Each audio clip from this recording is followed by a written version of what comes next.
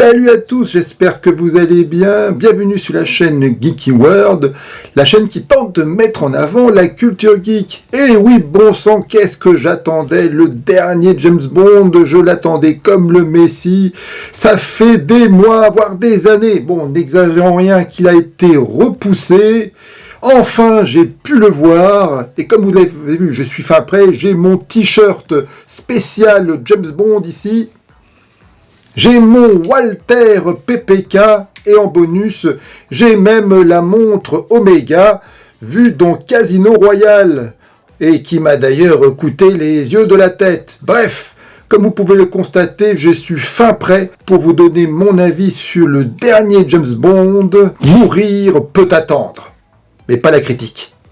On se retrouve tout de suite après le générique. Restez connectés jusqu'au bout.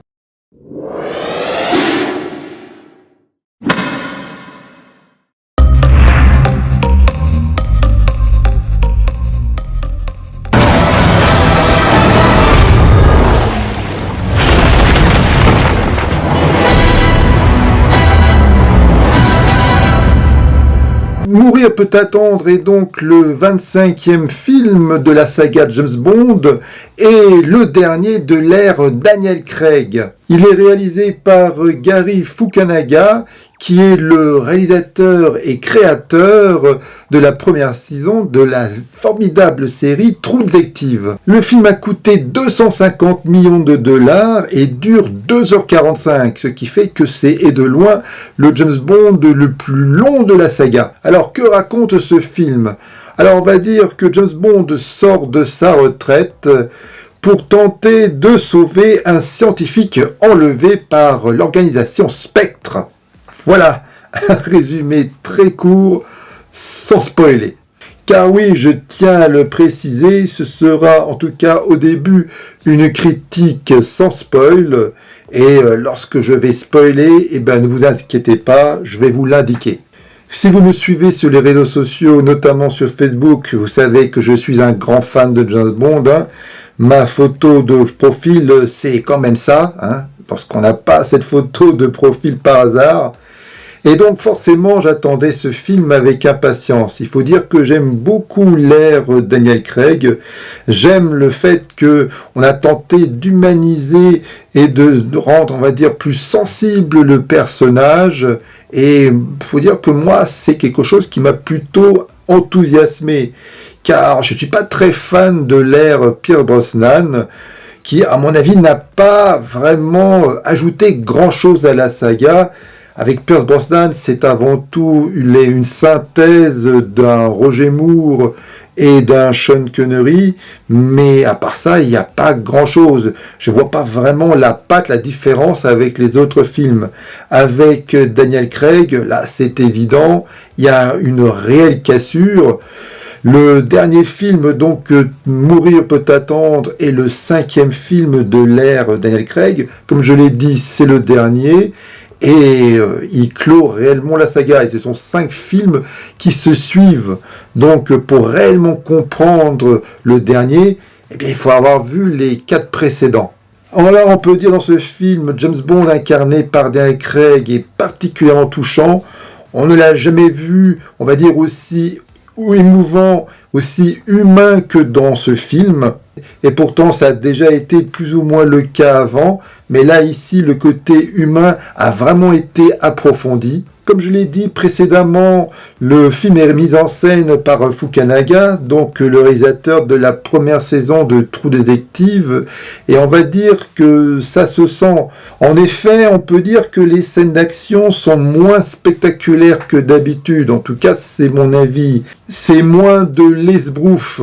Ce qu'il perd en termes d'action, de grand spectacle, je trouve qu'il gagne en termes de lisibilité et d'intensité. Il y a vraiment une réelle intensité dramatique dans la plupart des scènes d'action de ce film. Alors ensuite, au niveau du casting des personnages, on retrouve bien sûr la plupart des précédents films, comme M incarné par Ralph Fiennes, Christophe Waltz qui joue Blofeld, et bien sûr Léa Seydoux, entre autres, qui joue la compagne de 007. Alors, comme vous le savez, il y a plutôt un gros bashing sur Léa Seydoux.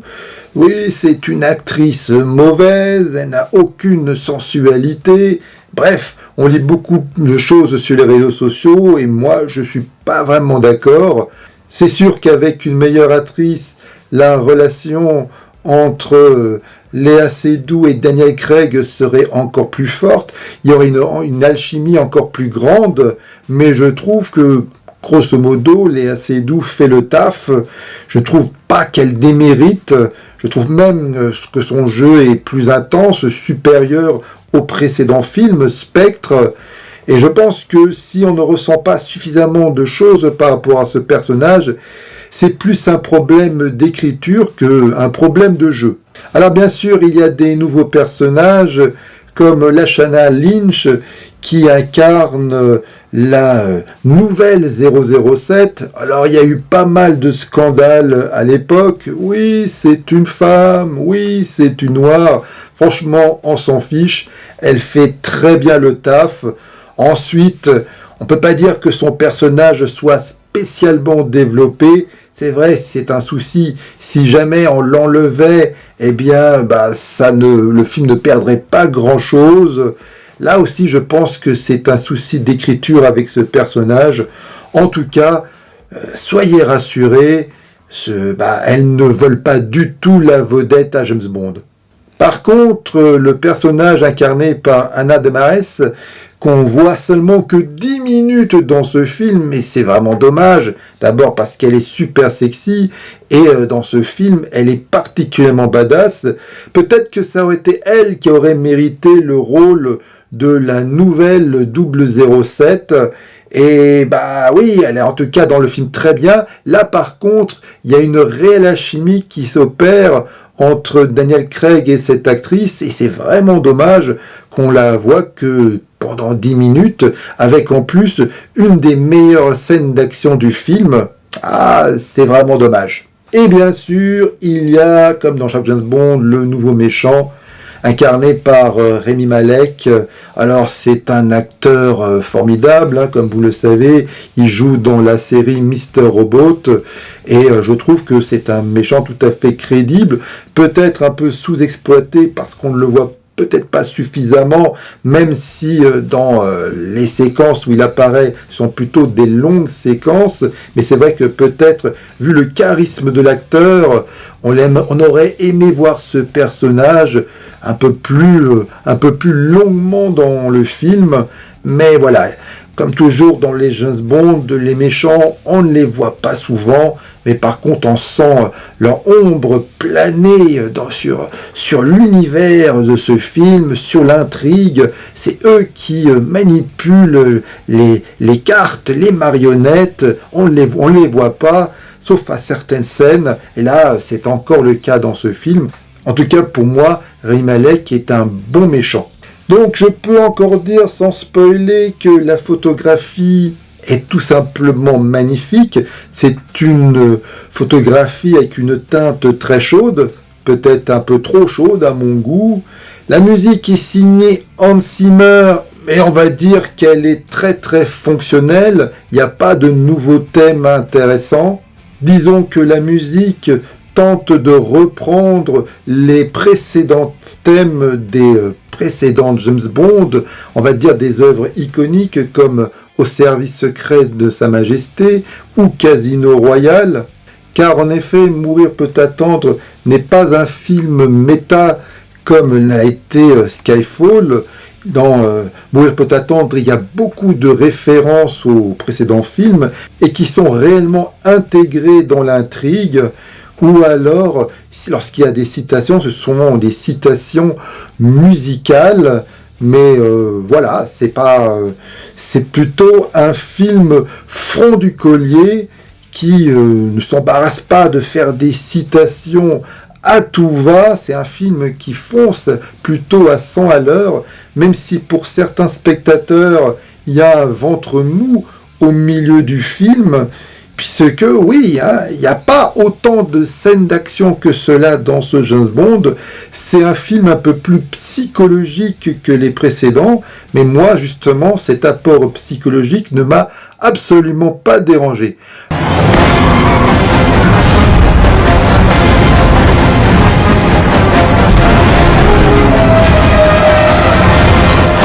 Voilà ce que je peux dire sans spoiler. Donc maintenant, 1, 2, 3, je vais spoiler à mort. Et oui, bon sang, les enfoirés, les producteurs, scénaristes, tout ce que vous voulez, ils ont tué James Bond. Comment c'est possible? Ils ont tué James Bond. C'est un véritable scandale. Bon, moi je trouve d'abord, comme je trouve que la mort de James Bond est plutôt cohérente dans ce film, d'abord parce que ça va clore comme ça ainsi l'ère Daniel Craig. Ensuite, je trouve que l'œuvre dans son intégralité avait plutôt de toute façon un côté plutôt mortifère, et je trouve même ça plutôt logique que James Bond meure à la fin. Même si, pour certains fans, c'est un véritable scandale, car James Bond est avant tout un être iconique, mais c'est ça, avec l'ère de Daniel Craig, on a tenté d'humaniser le personnage, et donc ils ont poussé le concept jusqu'au bout. Non seulement James Bond, il est papa, et il meurt à la fin. Donc, de toute façon, c'est pas la première fois qu'on a tenté d'humaniser le personnage. Ça a déjà été le cas avec les films avec Timothée Dalton ou avec Georges Lazenby dans Au service secret de Sa Majesté. Et voilà. Donc oui, c'est vrai, oui, James Bond meurt, mais que voulez-vous? Moi, j'ai plutôt été touché. Je dois avouer que j'ai même versé ma petite larmichette à la fin du film. Ça ne m'a pas dérangé, au contraire, ça m'a surpris. Et je trouve que dans ce concept, c'est plutôt quelque chose de logique. Au niveau de la mise en scène, alors là, là j'étais vraiment cueilli par la mise en scène du réalisateur que je répète, de la série True Detective. Là, on voit qu'il met vraiment sa patte. C'est pour ça que le film est plutôt lent, on va dire, même s'il y a des scènes d'action évidemment assez spectaculaires, qui sont particulièrement bien chorégraphiées, notamment la scène du début avec l'Aston Martin et cette course-poursuite dans cette ville où l'architecture n'est pas faite, puisque c'est une surtout architecture pour piétons, et donc le fait qu'il y ait une course-poursuite en motorisée, eh bien, offre quand même un spectacle assez intéressant et parfois inédit. Donc, c'est vrai que dans l'ensemble, c'est un spectacle, on va dire, plutôt pépère. Mais comme je l'ai dit, ce qu'il perd en grand spectacle, en esbouffe, il gagne, à mon humble avis, en intensité. Les corps à corps, par exemple, sont bien plus violents, je trouve, que dans les précédents films. On sent vraiment l'impact. Il y a déjà au début du film, au pré-générique, il y a des moments forts où, par exemple, lorsque James Bond, avec Léa Seydoux dans l'Aston Martin, on voit que les ennemis commencent à mitrailler la bagnole, et James Bond se laisse faire. Il est tellement totalement déchiré par la situation et le fait qu'il croit que Léa Seydoux les trahit, que voilà, il tente plus ou moins tous les deux se suicident. Et ça, quand même, c'est une scène très très forte, une scène désespérée.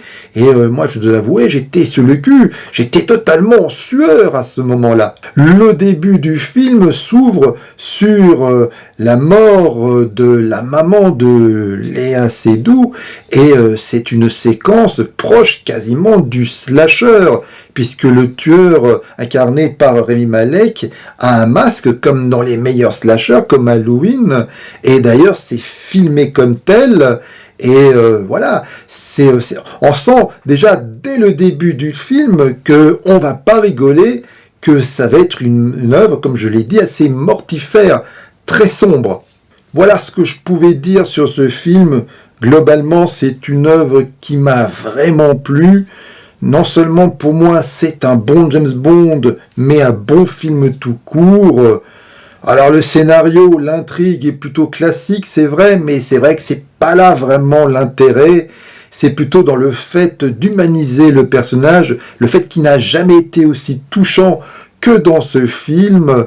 Je trouve que les scènes d'action sont bien plus intenses que d'habitude. Il y a ce fameux plan séquence où on voit James Bond monter les escaliers et tirer. Une séquence intéressante. C'est vrai que depuis Daredevil et John Wick, on a l'impression qu'il faut absolument qu'il y ait des plans séquences au niveau de l'action, et ce James Bond ne le coupe pas, et c'est plutôt bien fait, hein. Ne boudons pas notre plaisir. Donc voilà, je trouve qu'il y a très peu de réelles fausses notes dans ce film, en tout cas à mon goût. Moi, j'ai accepté le fait qu'on humanise le personnage, j'ai accepté que James Bond meure à la fin, ça ne m'a pas dérangé, bien au contraire, c'est un film qui m'a plutôt touché, et la seule chose que je me pose, la seule question que je me pose, c'est comment ils vont faire pour le prochain James Bond. Mystère. En tout cas, c'est un film qui m'a vraiment beaucoup plu, qui ne m'a pas déçu et que je vais revoir avec grand plaisir. Alors dites-moi dans les commentaires ce que vous pensez du film. Est-ce que vous êtes d'accord avec moi? Likez, partagez la vidéo, car le partage c'est la vie et c'est important pour le référencement. Abonnez-vous à ma chaîne pour ne pas louper la prochaine et je vous dis à bientôt. Allez, bye!